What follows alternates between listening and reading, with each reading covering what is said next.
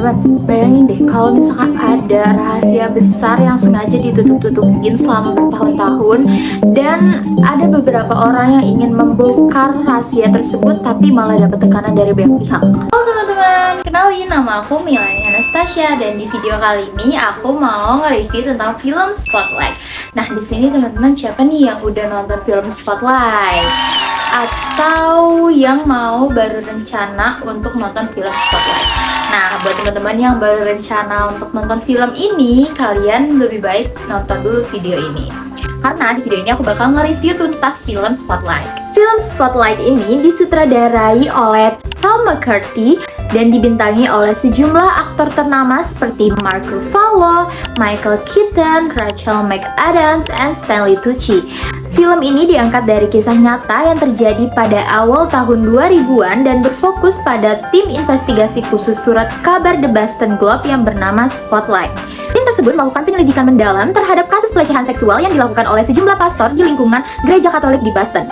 Dalam proses investigasinya, mereka menemukan bahwa kasus-kasus tersebut bukanlah kejadian yang berdiri sendiri, melainkan bagian dari masalah yang lebih besar yang selama bertahun-tahun ditutupi oleh berbagai pihak. Melalui kerja jurnalistik yang teliti, pengumpulan dokumen, serta wawancara dengan para korban, tim Spotlight berhasil mengungkap fakta yang kemudian mengguncang publik dan mendorong perubahan dalam berbagai institusi. Film ini tidak hanya menyoroti pentingnya jurnalisme investigasi, tetapi juga mengangkat isu tentang tanggung jawab institusi, keberanian korban untuk bersuara, dan peran media dalam mengungkap kebenaran demi kepentingan masyarakat. They'll try to silence anyone who speaks up. You leave me alone, you hear me, goddammit? 6% act out sexually. 6% is 90. 90 priests. If there were 90 of these bastards, people would know. Maybe they do. You're going to give me the names and the names of their victims. Are you threatening me? I was doing my job. Yeah, you and everyone else. I am here because I care. We're going to tell this story. We're going to tell it right. I'm hoping we can keep this between us until we all get on the same page. Is that why we're here, to get on the same page? We've got two stories here. A story about degenerate clergy, and a story about a bunch of lawyers turning child abuse into a cottage industry. Which story do you want us to write? Because we're writing one of them. I'm not crazy. They control everything. This is not just Boston, it's the whole country, it's the whole world. They knew, and they let it happen. It could have been you. It could have been me. It could have been any of us. Nah, film ini juga memberikan gambaran yang sangat realistis tentang dunia jurnalistik investigasi. Menjadi jurnalis ternyata tidak hanya soal menulis berita atau mewawancarai narasumber, tetapi juga membutuhkan kesabaran, ketelitian, dan tanggung jawab yang besar. Dalam film ini diperlihatkan bahwa para jurnalis harus mencari data yang valid, memverifikasi informasi dari berbagai sumber, melindungi identitas narasumber yang rentan, serta memastikan bahwa setiap fakta yang dipublikasikan benar dan dapat dipertanggungjawabkan. Mereka juga harus menghadapi berbagai hambatan, mulai dari sulitnya memperoleh dokumen penting hingga tekanan dari pihak-pihak yang memiliki kekuasaan dan pengaruh besar di masyarakat. Namun, mereka tetap berusaha menjaga independensi dan profesionalisme dalam bekerja. Film ini memperlihatkan bahwa sebuah laporan investigasi yang berkualitas tidak bisa dibuat dalam waktu singkat. Dibutuhkan waktu berbulan-bulan untuk melakukan riset, mengumpulkan bukti, mencocokkan informasi, dan memastikan bahwa berita yang diterbitkan benar-benar akurat. Nah, menurut aku, akting para pemain menjadi salah satu kekuatan terbesar dalam film ini. Semua karakter terasa sangat alami sehingga penonton lebih fokus pada cerita dan isu yang diangkat daripada para aktornya itu sendiri. Karakter yang paling menonjol menurut aku adalah Mike Rezendes yang diperankan oleh Mark Ruffalo. Ia digambarkan sebagai jurnalis yang penuh semangat, gigih, dan sangat emosional ketika menemukan fakta-fakta penting.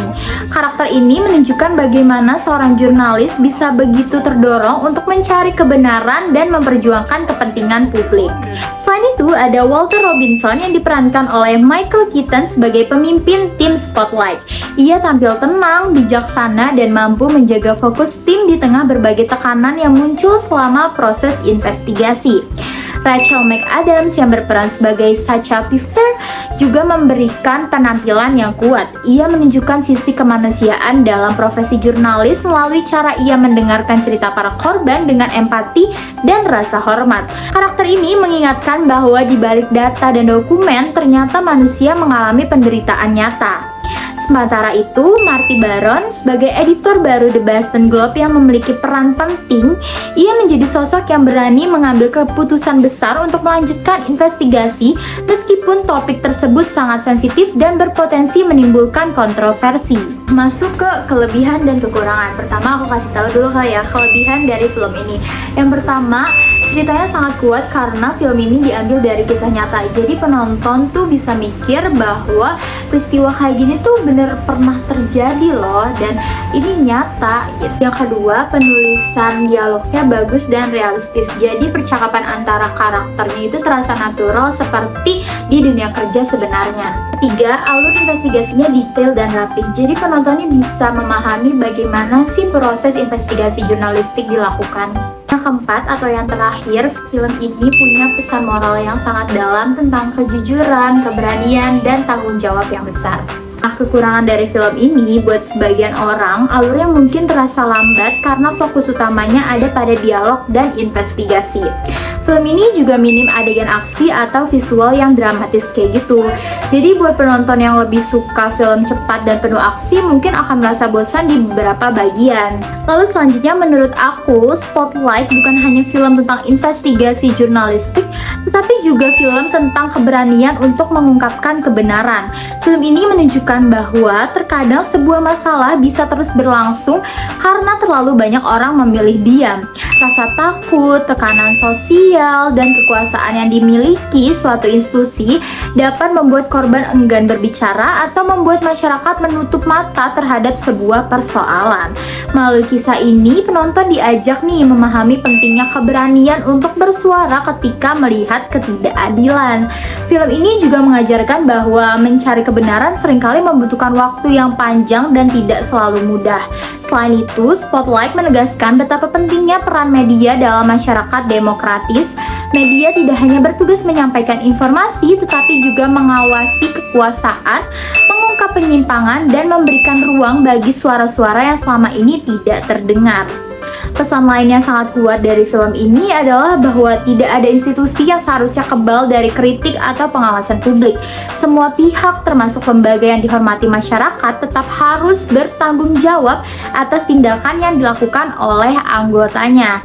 Karena itulah, Spotlight bukan sekedar film investigasi, tetapi juga refleksi terhadap keadilan, tanggung jawab, transparansi, dan pentingnya keberanian dalam memperjuangkan kebenaran. Nah, udah selesai nih aku ngejelasin tentang film Spotlight. Buat teman-teman gimana nih? Kalian jadi tertarik buat nonton filmnya atau enggak? Tapi aku saranin buat teman-teman yang belum nonton, coba deh kalian nonton film itu karena seru banget.